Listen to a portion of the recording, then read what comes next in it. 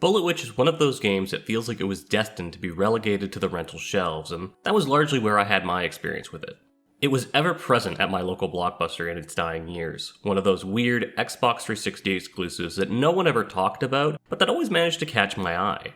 I remember renting it a couple of times and not really enjoying it, but even so, it always had a place in the back of my mind. Thankfully, the fine folks at Marvelous put out a PC port a couple years back with some needed improvements, giving me another chance to check this game out. As such, with Halloween this month, I figured we might as well do something thematically appropriate and dive into the curious kusoge cauldron that is Bullet Witch.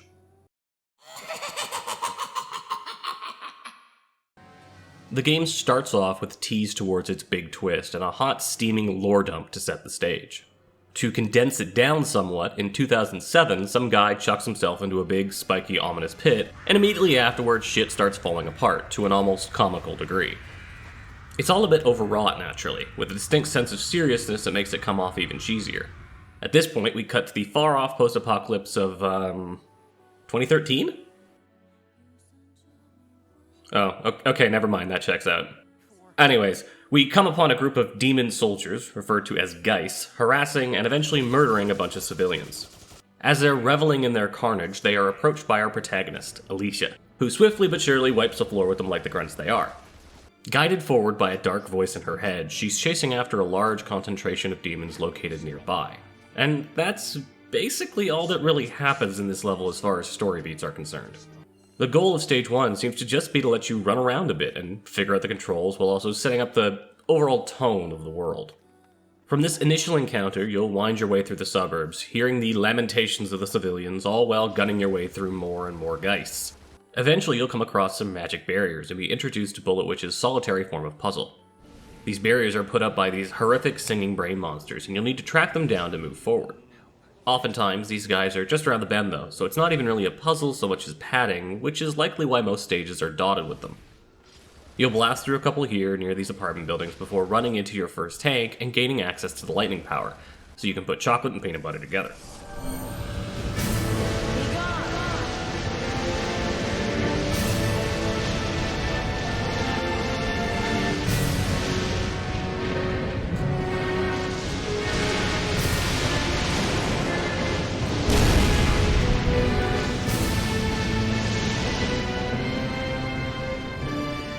It's not just military hardware you can destroy, though. Pretty much everything in this game is destructible in some way. From little things like the glass in these signs, to more extravagant displays.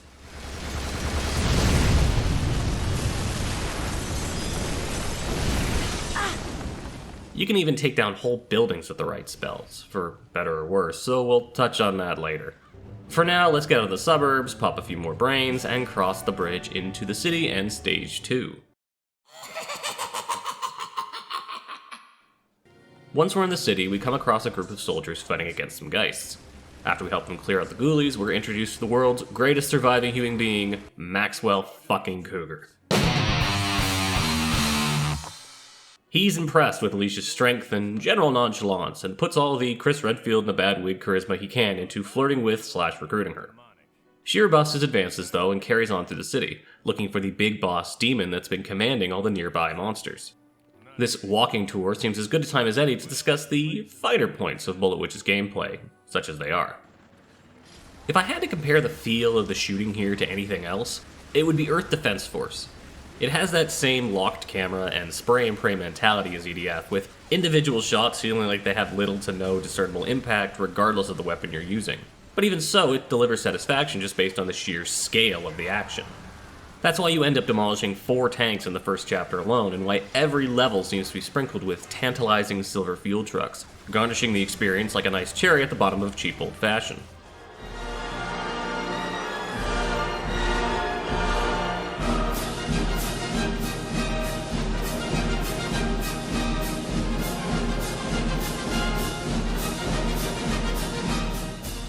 That level of spectacle follows through to the magic as well, with you having an array of spells which all look cool but are dubiously useful. Some are tricky to land, like Rose Spear, which shoots up a bunch of spears from the ground but almost never hits more than a single target, and some are overly situational, like the defensive Ancient Wall or the very utilitarian Elemental Shot. That latter spell will give your guns specific properties, like chain lightning on your chain gun, or the ability to zoom in your cannon sights for a sniper shot, because photons, I guess. But the situations where doing that and sitting through the animations is more efficient than just, shooting, are basically no. Of course, there's the bigger super spells as well, and you might think those would be useful, and they are, but they're also quite dangerous, both for you and the enemy. That's because this game has a surprisingly in-depth physics and destruction system, letting you destroy pretty much anything when you unleash the nastier spells. Calling down a storm of meteors will tear through skyscrapers, bring massive, multi-ton chunks of concrete crashing down to Earth. Where you are, with your tiny, squishy body. These, whoopsies, are the leading cause of death in this game, as unless they only just barely glance you, it's a one-hit kill. This meant I avoided using those bigger spells outside of key situations, and even then I'd make sure to keep my distance. Speaking of one-hit kills, the balance in this game is a little screwy. Enemies seem to either do very little damage to you, or rip through you like wet tissue.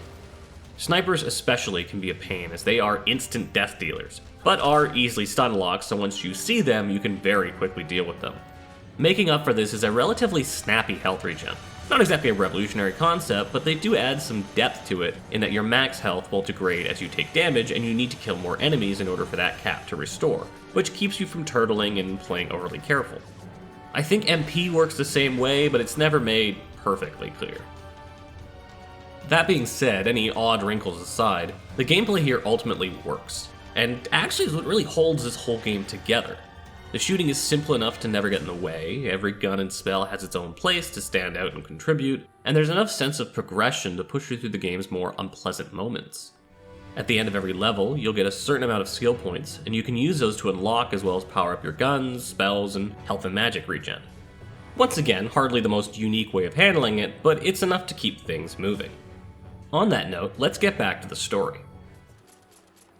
Ilyich winds her way through the city in the most circuitous way possible thanks to those brain men from earlier laying down barriers everywhere. She slaughters her way through a half dozen of them, a few platoons of Geist, and a couple of these big beefy motherfuckers, before she wanders into a boss fight. This isn't just any boss fight though. This is actually the final boss, and we're woefully underprepared as magic does absolutely nothing to him thanks to a special shield he has equipped. Maxwell Cougar, though, being the god among men that he is, swoops in to aid our escape by leading us to the sewers and the Resistance's secret hideout.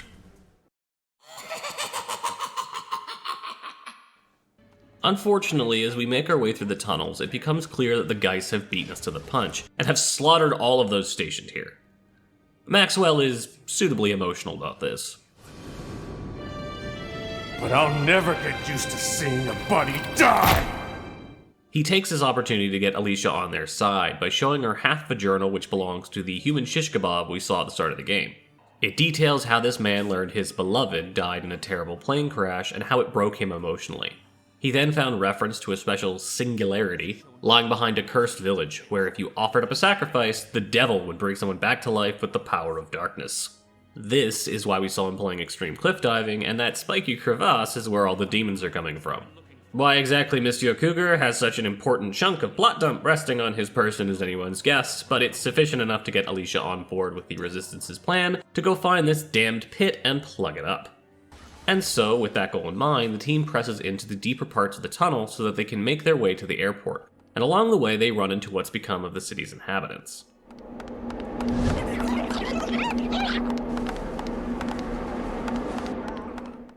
By and large, Bullet Witch is a very silly game, but I find these infested civilians to be extremely unnerving. The jerky, broken way they move, the unhinged chuckling, and the fact that from the neck down they have the same NPC models you've been seeing all game. They're very effective in portraying the demon threat as being something more tangible and horrific than just ruined buildings and a bit of wanton bloodshed. I'm honestly incredibly impressed by a lot of the enemy designs in this game. And in fact, I'd go so far as to say that the demons are the real star of the show here. From the odd giddiness of the walnut heads, I'm quoting that name from the manual, to the almost tragic, painful clumsiness of the Gigas, there is a really unique sense of reckless corruption to the enemies. Like the demons are just having an absolute blast, taking the whole of the human race for one big joyride.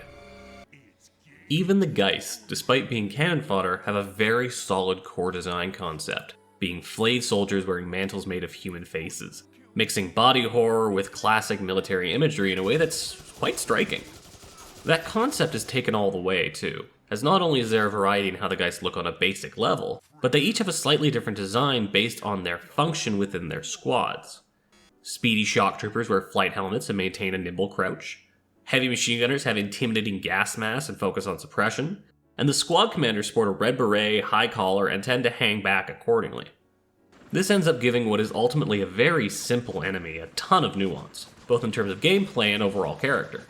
The fact they come in working squads, yelling out cruel barks while hunting you down, and how they all have death animations like they're trying to win an Oscar, hammers home that these aren't just mindless zombies, but an actual supernaturally malicious enemy force.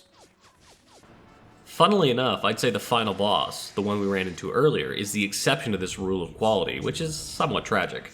He has that distinct, drawn by an edgy 14-year-old vibe to him, with the leather pants, the mouth peck, the impractical snake arm, and just all of the excessive, unnecessary embellishments. But then again, that does fit in with the cheesier side of this game, which is really what you're here for anyways. Speaking of that cheesiness, has any of the voice acting sounded familiar so far? Well, that's because despite the fantastically awful dialogue, they managed to get some weirdly notable anime voice actors on board here. The dark voice in Ilyish's head? What a sad sight. The only ones who have any place to rest nowadays are the dead. Hard to recognize when he's not narrating this week's adventures in the Kanto region, isn't he? Well, this is getting to be a familiar scene. Sunny skies, balmy breezes, and our heroes drifting towards some tropical adventure. On a similar note, Ilyish's voice actor has been Ash in the Pokémon dub for years now. Witches don't need prayers. I'm Ash Ketchum. I came from Pallet Town in the Kanto region. And this is my good buddy Pikachu. Nice to meet you. And then there's the man himself, Maxwell Cougar. I'm in charge of these troops. I'm Maxwell Cougar. He's not anyone especially notable from Pokémon, sadly, though he has been on the show a few times. That's because he's too busy being goddamn Goku. Oh man, Piccolo, where did you get those clothes? Your wife got them for me. Your closet. Oh, sorry about that. They all give great performances too, in that I wasn't able to recognize them until I watched the credits, and the hamminess of their deliveries makes me think that they were all in on the joke. And that is the larger question, isn't it? Is Bullet Witch as a whole in on the joke? Honestly, it's hard to say, so we'll get back around to that later, and for now, just carry on with the story. Alicia and Maxwell's team arrive at the airport, clear of the demons running amok, including these horrific things that look like the girl from the ring crossed with Potato, before hijacking a couple of cargo planes so they can ferry their whole operation over to that cursed village. On the ride over, Maxwell makes some weirdly confrontational remarks about witches that Alicia has no response to, before a massive flying skeletal fish appears to break the tension. It's a hell of a set piece and a decent looking boss, but ultimately not much of a challenge. All it does is fire eyeballs at you for a while until you apply the old razzle-dazzle the requisite number of times for it to properly fuck off and die.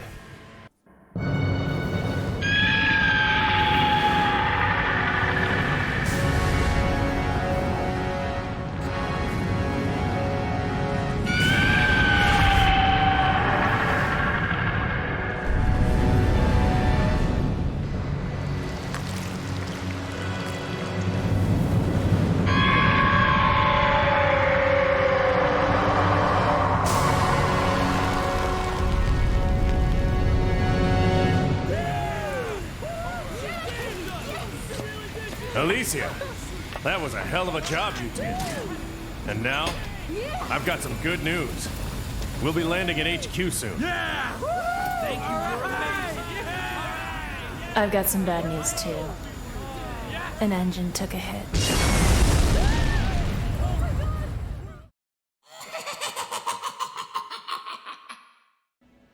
Alicia's attempt at deadpan comedy sees her plane crash into the side of a mountain, but thankfully it seems everyone is fine, so we can proceed the rest of the way on foot. We push through more Geists and cross a large bridge that leads to a mine, but when we make our way to the other side, we see a Gigas is hot on our trail, and we need to blow the bridge up to somehow stop its pursuit. Maybe lightning will work?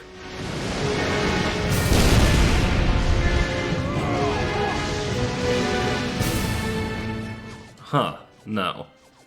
Oh, maybe there's some explosives or something up here. Shit, no, that just spawned more Geist. Well, how far away is it? Where did the gigs go?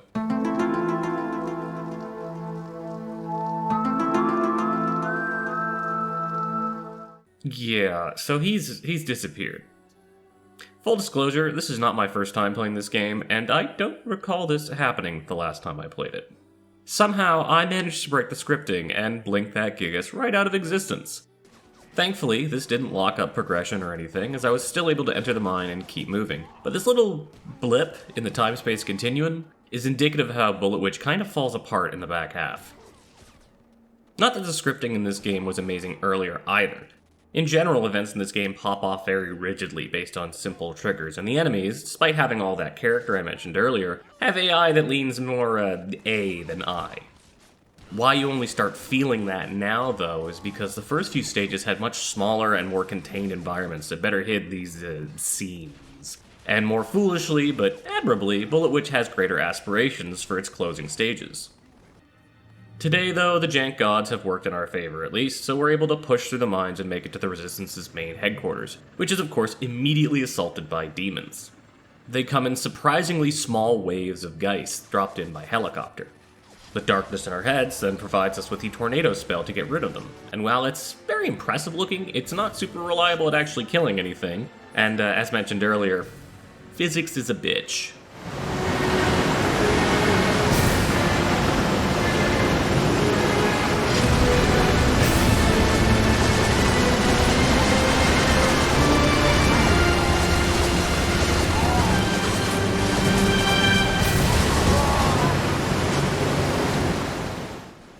This is my second playthrough though, so I happen to have the cannon fully powered up, which is just a much simpler solution to this problem. Once the base is defended, Maxwell gives a rousing speech to his hilariously tiny yet still somehow copy-pasted crew of soldiers to amp them up for their big assault on the cursed village. People, we've got a job to do. All of us. We're gonna go clean up the rat's nest where all those demons are coming from. In the deepest part of the forest, there's a point that all these demons come through. Destroy that point and stop the demons from entering our world. That's your mission today.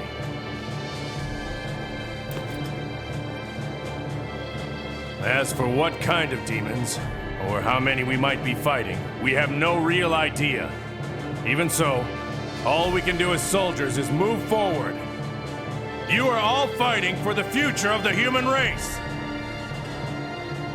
To save humanity, we will not run. Yes, sir!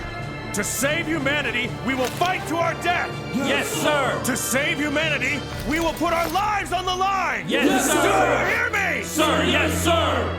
And let's roll. We've got a job to do. They're clearly all just happy to be here, and so is Alicia as she joins them for the big assault.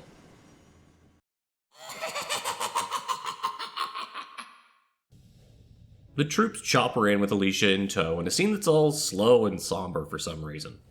I really can't tell what they're going for here, whether they're trying to show that the soldiers are going to betray her, or if they're just aiming for a Saving Private Ryan-esque war movie tension. It doesn't matter either way, as at that moment the helicopters just kinda start exploding for no reason. The framing seems to imply an enemy attack of some sort, but they never show what's actually launching these fireballs, they just come from off screen, so it's all a very rocks fall, plot go forward sort of thing. Not that it seems to faze anyone, of course. These people short off crashed aircraft like they're mosquito bites, and the team quickly regroups before Alicia takes off to cross a gray expanse of nothing. This entire first half of the level is just wide open and desaturated fields and cliffs, sparsely littered with random Geists, tanks, and snipers. It's like the worst Earth Defense Force level you've ever played. Thankfully, we push through it quick enough before making our way to the village, which is oddly poorly guarded all things considered, before anticlimactically shotgunning our way through a church filled with infested villagers. I think they're actually called worm men or caterpillar men based off the Steam card descriptions. Anyways, here we get a bit more backstory before entering what is probably the worst section of the game.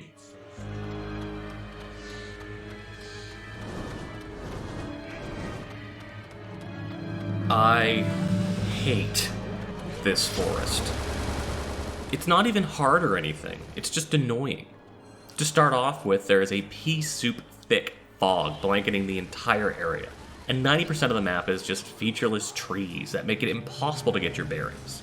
At the same time, there are countless worm men wandering around and the spawners that make them lurking in the fog. So between all of that, the ghosts from the spawners, and a random gigas loudly stomping about, you're constantly stopping to deal with shit in your way.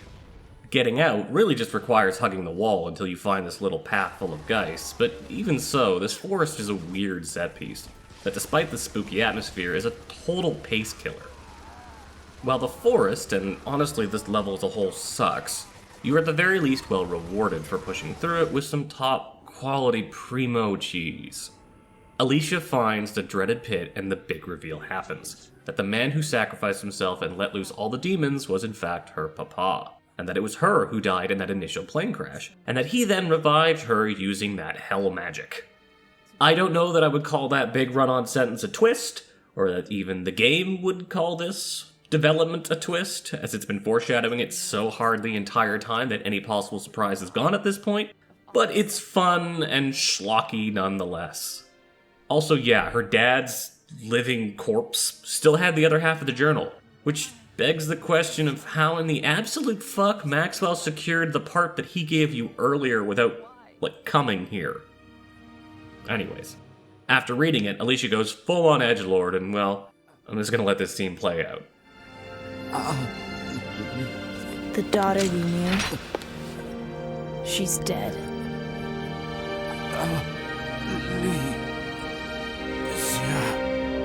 What you see here isn't your beloved daughter. You see someone who fights to make up for the endless crimes laid at her feet. A witch. Don't forget. I will always love you, Papa.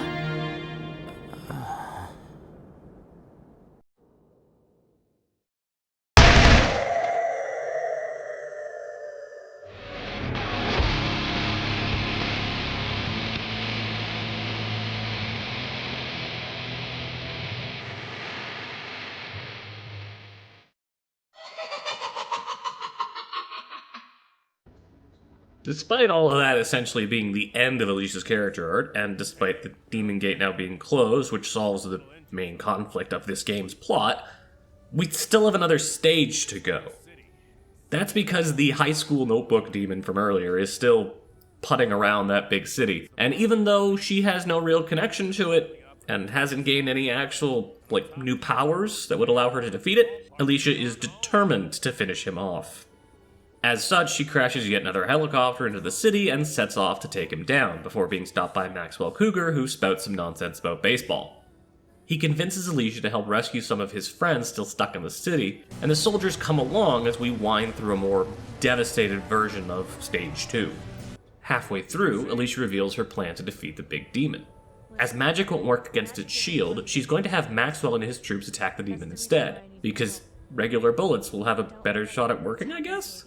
It's an utterly ridiculous plan. Why would this apparently almighty demon be weak to bullets? But whatever. We split up from the group and wind our way through the rest of the city, pushing through these elite red geists and picking up that meteor spell I showed off earlier. Before long, we eventually find the big bad final boss demon and meet back up with Cougar. He and his boys line up and start firing, and wouldn't you know it, the shield is somehow weak to bullets. I get the whole she needs to get back in touch with her humanity to save the day idea, but fuck. You'd think we could have figured this all out earlier and dealt with this random spiky asshole before we did all that character growth, and wrapped up the core conflict of the whole plot. Well, messy writing aside, with his weakness discovered, Ilyich and the crew can start whittling this guy down, taking out the shield generator to start, before destroying his snake arm and eventually finishing him off. This fight is supposed to end with him flying to the other end of the street and hurling his own meteors at you, making for this grueling, tough-as-nails push forward so you can finally take him down. But instead I managed to break the scripting again and just fried him with a bolt of lightning. It works. His body explodes, Ilyich pulps the remaining head, and the city is saved. If you're still with me at this point, you deserve a treat. So I'm gonna let this beautifully cheesy ending cutscene just play out in its entirety. Man, I hope that thing really is finished for good. You and me did pretty well, huh? But a lot of people have died, and the city is nothing but a pile of rubble. It's pretty hard to think of it as a victory.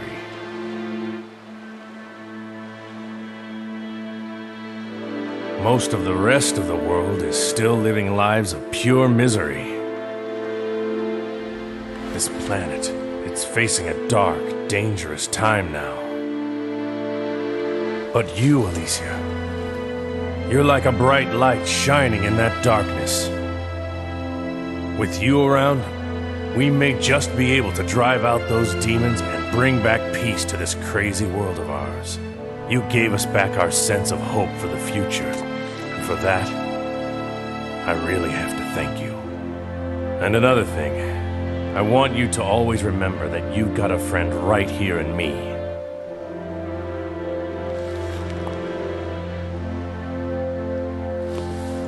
Well, it's time to move on to the next battlefield.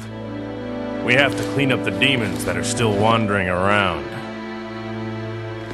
If you know where you're going, we can drop you on our way.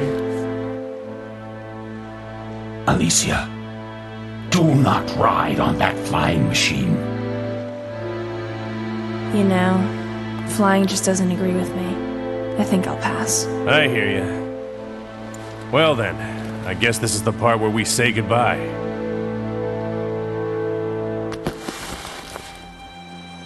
Stay well now. I don't think of you as a witch anymore. No, I think of you as a beautiful woman, and I'll never forget you. Ah, is that a smile I see on your face? You're wrong. I never smile. Sorry, I saw you smile just now. It makes you look a lot cuter, you know. Are you trying to hit on me? Once a witch, always a witch. See ya.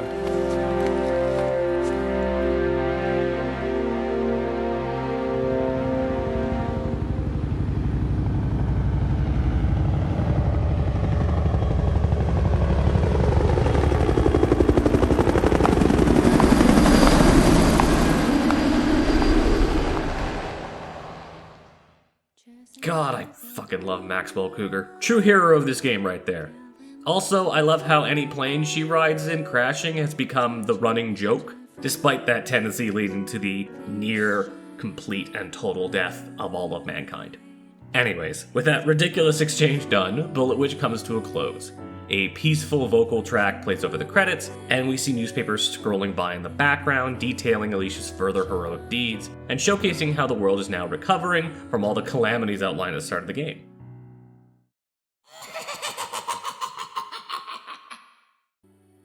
All in all, it's a very short campaign, taking roughly 3 to 4 hours for any given playthrough, but there is some more to it if you enjoyed the gameplay. Before I get into that side content though, let's first quickly talk about the quality of this PC port, how it differs from the 360 version, and where it even came from. This game was originally developed by Cavia, who have a long and storied history of weird AA titles, often made for big-name AAA publishers and franchises. For Capcom, they made a number of Resident Evil spin-offs, including Dead Aim and both the Umbrella and Dark Side Chronicles, as well as baffling PS2 brawler Beatdown Fists of Vengeance. For Square Enix, they made a Mystery Dungeon spin-off for Dragon Quest VIII, the Drakengard games, and of course what they're probably best known for, the original version of Nier, both Gestalt and Replicant. They had also developed titles for all manner of anime properties, ranging from shonen stuff like Naruto and One Piece to higher brow fare, like Ghost in the Shell and Steam Boy, along with all sorts of other stuff in between, both anime and adjacent. Put simply, they were a workhorse of a developer, and they ran the gamut of genres and styles with their own weird stuff like Bullet Witch thrown in here and there. Their situation isn't even necessarily unique, as there was/is a surprisingly wide swath of often uncredited AA development houses all seemingly hiding under the rock that is the Japanese middle market. There are so many weird and interesting titles and stories that come from these Japanese shadow companies that are worth going into, but that are probably best saved for another video. Let me know if that's ever a rabbit hole you want me to go down. Anyways, back to Cavia. Sadly, after OG Nier, they had a couple of projects get cancelled and then ended up getting folded into their parent company, AQ Interactive, who had bought them a few years earlier along with Artoon and Feel Plus. AQ has itself since merged into Marvel's Entertainment, and they are the ones who published this 2018 PC port of Bullet Witch. And thank God they did, because otherwise we'd only have the original Xbox 360 version of the game out here in the West, the one which was published by whatever monstrous corporate homunculus was wearing Atari's skin as a suit at the time. Marvelous took the opportunity with this port to do a lot of tweaking, and aside from the basics like unlocking the frame rate and adding in support for modern resolutions, they went to the effort of making it a more playable experience all around. The default brightness for the original game was very dark, so the team went in and brightened it up. To make the combat more satisfying, they adjusted weapon animations and buffed the guns up as needed.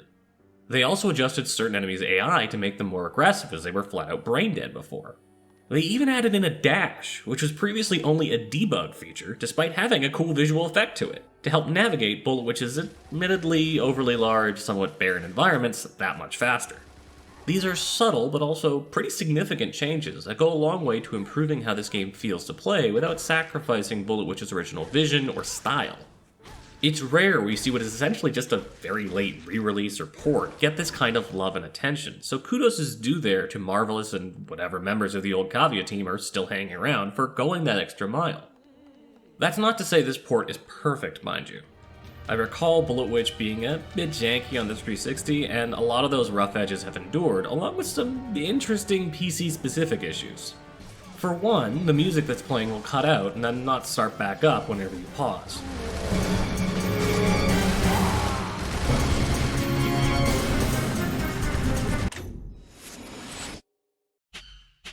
Possessed by one of the ghosts that thing spit out. Which is a pity, as this game has a very over-the-top, moody soundtrack that I think sets the tone really well. There's also some weird directional stuff with some of the audio, where you'll hear fire when looking at the fire, but not directly to the left of the fire. I'm going to make you into a meat pie!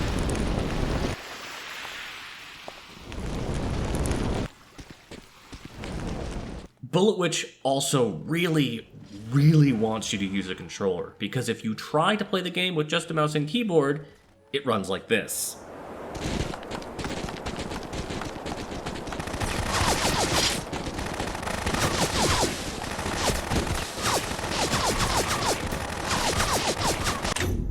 The second you plug in a controller, though, it goes back to being buttery smooth.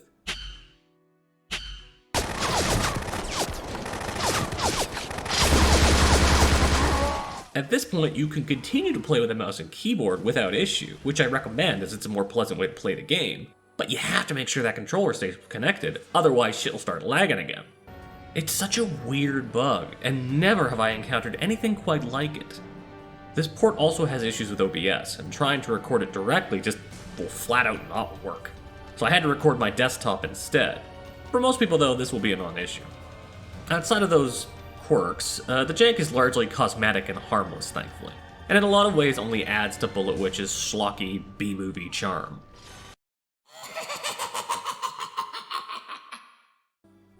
Back to that side content though, what if you want to spend some extra time soaking in Bullet Witch's cheesy goodness?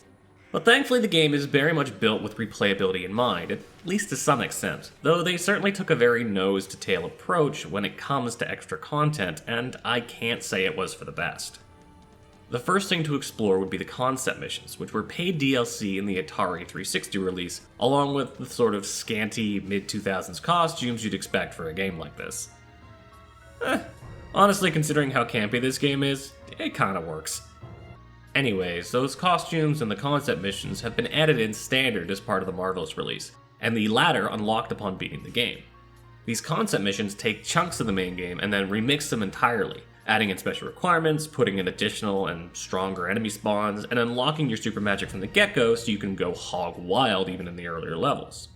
That being said, while the thought behind them is appreciated, unless you really, really enjoy the base gameplay of Bullet Witch, there isn't very much value in these missions. There's no additional story to be enjoyed or anything new to see. Like I said, it's totally reused assets. And beating these missions doesn't even provide any skill points for that upgrade system I mentioned earlier.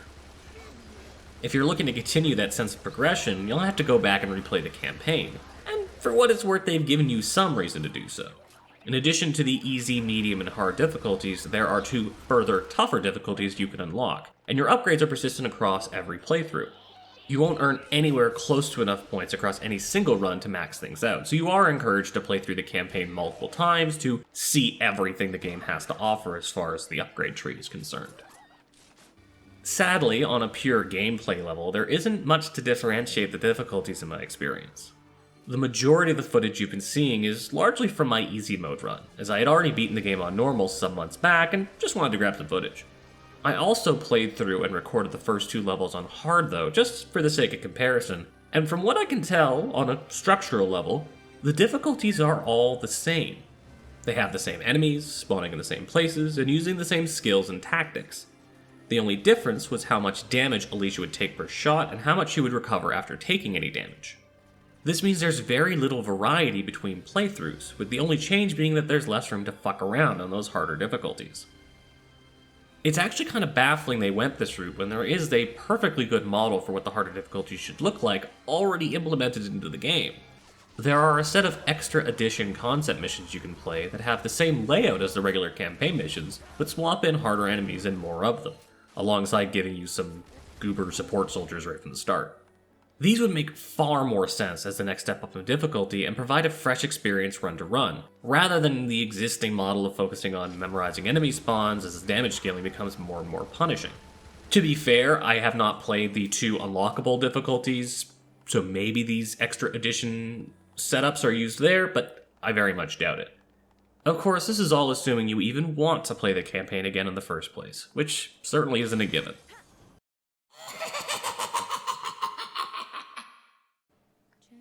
When thinking about this game, I keep coming back to that question from earlier. Did they know? And I think the answer is yes. I'm relatively sure at this point that Cavia knew they were making a Kusoge-style cult game. I have my doubts that that was the intention from the very start, but I think they figured out at some point mid-production that Bullet Witch would best be enjoyed with a certain degree of tongue-in-cheek, and they ran with it. I also think, though, that they were smart enough to realize that they couldn't lean too hard into that without the risk of taking it from being so bad it's good to just flat out bad. It's an extremely tricky balance to maintain, and they actually managed to succeed on that front. On a narrative level, Bullet Witch does take itself seriously, and it doesn't treat the events of its plot as a joke. And on a technical level, they clearly did still try to make a genuinely enjoyable game, so there is some degree of actual craft on display. That level of care and self-seriousness is what makes the cheese work. Despite any speculation I may have about the intentions behind this game, though, at the end of the day we gotta get down to brass tacks. Would I recommend Bullet Witch? At the launch for the original 360 version and sporting a full $60 in 2006 price tag, I wouldn't recommend it. The game is quite short and it's a bit shallow gameplay-wise. After all, on a purely objective level, Bullet Witch is not a great game. But with this PC port, priced at 20 Canuck bucks and sporting all the technical improvements that it does, I think it's now worth checking out. The gameplay is enjoyable enough and structurally sound, and the story is cheesy fun and doesn't overstay its welcome. Maxwell Cougar alone is worth the price of entry in my mind. I'd maybe suggest waiting for a slight sale or something, but even so, I'd say it's worth your time if you enjoy a bit of schlock and you're looking for a decent way to spend an afternoon. And that is Bullet Witch all wrapped up. Probably not the spookiest game for the Halloween season, but you know, thematically appropriate nonetheless. Got its atmosphere. I'll be honest, this one kind of ran away from me, got a bit longer than I expected. Bullet Witch is not the most robust game. It's like 3.5 hours for a playthrough. Even my script was on the shorter side. I figured, hey, I'll knock out like a quick 20-30 minute video of this. nice, easy thematic content. Maybe I'll even do a double feature for Halloween. And then, as tends to happen, shit just kind of got away from me. This one ballooned up, and then the other video I was thinking of making, I'm not going to hype it up, but shit got out of hand there too. So yeah. Oh well, sorry for the long break between videos. The next one will hopefully be sooner because it is that other video that I was planning to attach to this one. And that should be showing up ideally end of November, early December, mid-December, we'll see. I'm aiming for end of November, very early December. And we'll kind of play things by ear from there. Regardless, hope you all have a very wonderful, spooky, safe, fun, fucking whatever Halloween, and have a good one.